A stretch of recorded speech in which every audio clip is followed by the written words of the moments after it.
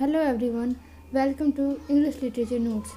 From today, we are going to start a series of history of British literature. And the first age is Anglo-Saxon age. It starts from 450 to 1066 AD. हम लोग इस history को एक history की तरह नहीं बल्कि एक कहानी की तरह समझेंगे जिससे आपको पूरा स्टोरी अच्छे से याद हो जाए. So, we are going to discuss historical event, literary features, major author and their work, and language of the age. So the Anglo-Saxon age is also known as the Old English period. And the historical event. Celtic, the original resident of Britain. यहाँ के मूल निवासी जो थे Britain के वो Celtic थे. Pict and Scottic tribes attack on the किल्ट्स.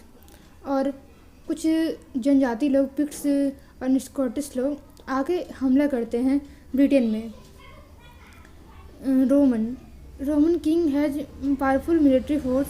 Romans come to help Celts.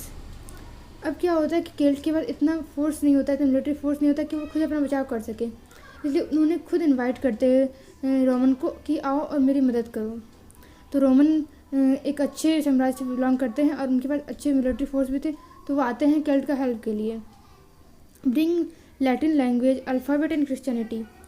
तो रोमन लोग आते हैं तो अपने साथ साथ लैटिन लैंग्वेज लेके आते हैं, अपना अल्फ़ाबेट्स लेके आते हैं और क्रिश्चियनिटी लेके आते हैं.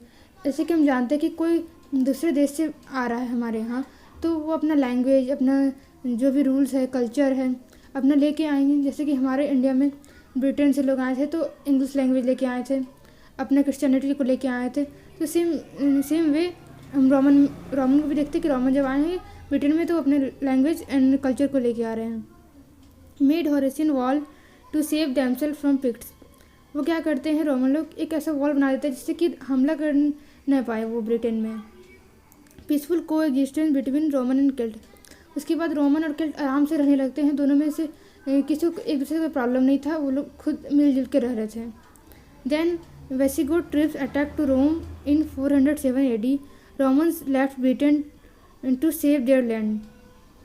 आगे क्या होता है कि एक वेसिगोथ नाम के ट्रिब्स आते हैं रोमन में, जो कि रोम में जाके अटैक करते हैं. तो रोमन जो भी निवासी थे वो सोचते हैं कि हम अपने देश को पहले बचाएं, इसलिए वो ब्रिटेन छोड़ कर चले जाते हैं और अपना देश का बचाव करते हैं. Picts start attacking Britain. Celt invite Germanic tribes to save them. Roman जब ब्रिटेन छोड़ कर चले गए तो पिक्ट्स जो जनजाति पहले हमला किए थे वो फिर से हमला करना शुरू कर देते हैं ब्रिटेन में. तब अब केल्टिक लोग क्या सोचते हैं कि अब हमको किसी अलग लोग को बुलाना पड़ेगा जो हमारी हेल्प कर सके. तो वो जर्मनिक ट्राइब्स को बुलाते हैं. तो वो कौन ट्राइब्स होते हैं आगे देखते हैं हम लोग. Anglo Saxon and Jutes. ये 3 जनजाति लोग आते हैं ब्रिटेन फिर से. Angles land. जो एंग्लो सैक्सन एज में जो एंगल्स आए थे उनके नाम पे ही पूरा ब्रिटेन का नाम इंग्लैंड पड़ गया. Angles plus land equal to England. The Anglo Saxon age began with the migration of Germanic tribes such as Angles, Saxons and Jutes to Britain in 5th century. ये 5th century में Britain में आए थे. These tribes come to save but start ruling Britain.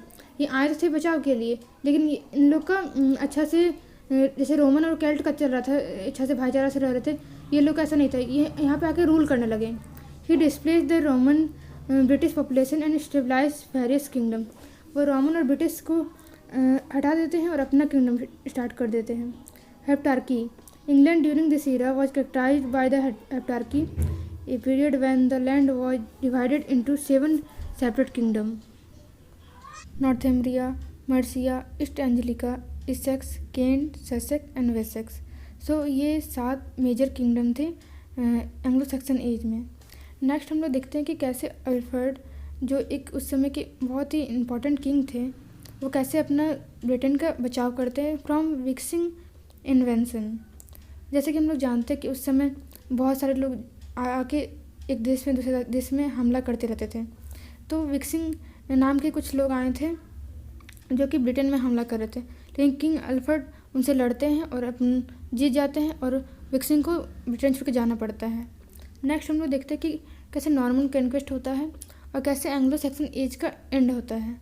तो ये 1066 AD में होता है.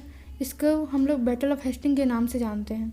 So the last Anglo Saxon king Edward promise the throne to William Duke of Normandy, forget promise and made Harold the king. मतलब जो last king थे, जो Edward थे, वो प्रॉमिस किए थे विलियम को कि हम तुम्हें अपना राजगद्दी देंगे, बट वो अपना प्रॉमिस भूल जाते हैं और हैरोल्ड को वहाँ का किंग बना देते हैं। William the Conqueror defeated Harold and Anglo Saxon in the battle of Hastings in 1066। तो विलियम जो आते हैं और वो हरा देते हैं हैरोल्ड को, जो वहाँ का किंग बना था, और फिर अपना राज्य स्थापित कर लेते हैं। And become the ruler of England and started leading to Norman rules and influencing English culture. और वहाँ पे इंग्लिश कल्चर फॉलो करने लगते हैं, अपना रूल अपना लैंग्वेज लेके आ जाते हैं, ब्रिंग फ्रेंच लैंग्वेज। और वो अपने यहाँ से फ्रेंच लैंग्वेज लेके आते हैं ब्रिटेन में। पहले क्या देखें हम लोग कि कैसे यहाँ पे रोमन आए थे तो लैटिन लैंग्वेज लेके आए, फिर कैसे नॉर्मन लोग आए तो वो अपना फ्रेंच लैंग्वेज लेके आए। तो अब देखते हैं कि लैंग्वेज क्या था एंग्लो सैक्सन एज का। तो old English language, the Anglo Saxon spoke old English, A Germanic language that is foundation of modern English. इससे ही मॉडर्न इंग्लिश का धीरे धीरे शुरुआत होता है। और ओल्ड इंग्लिश में कौन कौन सा लैंग्वेज आ जा रहा था? Latin, French and other language. तो वो सब मिलके ओल्ड इंग्लिश लैंग्वेज बना हुआ था। अब यहाँ के डायलेक्ट क्या थे? 4 मेजर डायलेक्ट फॉलो किए जा रहे थे यहाँ पे, Northumbrian, Mercian, West Saxon and Kentish. हाँ, तो अब देखेंगे हम लोग कि लिटरेरी स्टाइल क्या था उस एज का। Oral tradition, stories and poems were passed down orally before being written. उस समय हम लोग राइटिंग को लिख नहीं रहे थे, बल्कि सुनाया जा रहा था। लोग कहा करते थे, लोग उसे सुनने आते थे। एंड सेकंड देखते हैं हम लोग थीम क्या था। Common theme include heroism, loyalty, faith, the struggle between good and evil. जैसा कि हम लोग देखें कि उस समय ज़्यादा वॉर चल रहा था, तो ऐसा ही हम लोग को जो स्टोरी वगैरह भी मिलेगा वो सेम वॉर पर बेस्ड रहेगा, जिसमें हम लोग देखेंगे कि गुड वर्सेस एविल का थीम, हीरोइज्म का थीम, लॉयल्टी का theme. Next epic poetry. Epic poetry वो समय बहुत प्रचलन में था, और बियोल्फ नाम का एक पोइट्री बहुत ज़्यादा फेमस है उस एज का, जिसमें हम लोग देखते हैं hero fighting monster and A dragon. जिसमें जो हीरो रहते हैं जिसका नाम बियोल्फ रहता है, वो कैसे मॉन्स्टर से लड़ते हैं, कैसे वो अपने लोग को बचाते हैं। Next elegiac tone. Many works have a melancholic tone reflecting the harsh life of the time. बहुत सारे वर्क जो रहते हैं वो उस समय के सैड रहते हैं, सैड रियलिटी जो उस समय का जीवन था उस पर दिखाया जा रहा था। Kenning, poets use kenning metaphorical expression like whale whale road for the sea. Kenning एक प्रकार का हम लोग फिगर ऑफ स्पीच कर सकते हैं, जो कि यूज कर रहे थे उस समय राइटर्स अपना पोइट्री में। और जैसे कि वेल रोड, वेल कहाँ रहते हैं? सी में रहेंगे, तो वेल रोड कह रहे हैं, इसका मतलब वो इंडिकेट कर रहा है कि सी के बारे में हम बात कर रहे हैं। Next alliteration, repetition of initial consonant sound was a की स्टाइलिस्टिक फीचर। उस समय एलिट्रेशन का यूज हो रहा था। जैसे कि पोइट्री लिखा जा रहा है, उसमें पहला लेटर रहेगा एक लाइन में, सारा लेटर सेम रहेगा, सेम साउंड क्रिएट करेगा, जिसे सुनने में भी अच्छा लगेगा। नेक्स्ट देखते हैं कि हम लोग कौन कौन से वर्क इंपॉर्टेंट थे। तो Beowulf, often considered the masterpiece of Anglo-Saxon literature. Beowulf is an epic poem that narrates the hero's battle against monster, including the famous encounter with Gredel and the dragon. जैसे कि हम पहले बताएं कि Beowulf उसमें बहुत फेमस वर्क था, और इसमें जो बियोल्फ रहता है वो लड़ाई करता है मॉन्स्टर से, जो कि एक ड्रैगन भी था, वो दोनों से लड़ाई करके अपने जीत हासिल करता है। नेक्स्ट देखते हैं कि विडसित नाम का एक ट्रैवलर सॉन्ग था। The seafarer about sailor life के बारे में था, कि सेलर क्या क्या अपना लाइफ स्ट्रगल फेस करते हैं। The wanderer, dream of the road, ये सब कुछ फेमस वर्क थे उस एज के। नेक्स्ट देखते हैं कि पोएट्स और ऑथर कौन कौन से इंपॉर्टेंट थे। Caedmon, Cynewulf, Bede, the Alfred the Great, ये सारे उन समय के मेजर राइटर थे। अल्फ्रेड द ग्रेट के बारे में पहले ही बताएं कि वो समय के राजा थे, लेकिन इन्होंने कुछ वर्क भी लिखा है।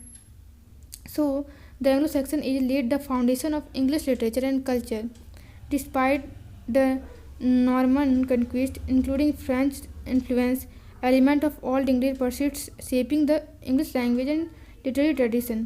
So हम इसे देख के कह सकते हैं कि एंग्लो सैक्सन एज जो था वो शुरुआत एज था, और ये उन्होंने बहुत सारा इसमें बहुत सारे चेंजिंग आए, और धीरे धीरे हम आगे एज में बढ़ेंगे, देखेंगे नॉर्मन एंग्लो नॉर्मन पीरियड जो कि मिडिल एज के अंदर आता है। तो नेक्स्ट वीडियो में हम इसको कवर करने जा रहे हैं। सो अगर आपको वीडियो अच्छा लगा तो प्लीज़ लाइक करें, सब्सक्राइब करें। Thank you so much.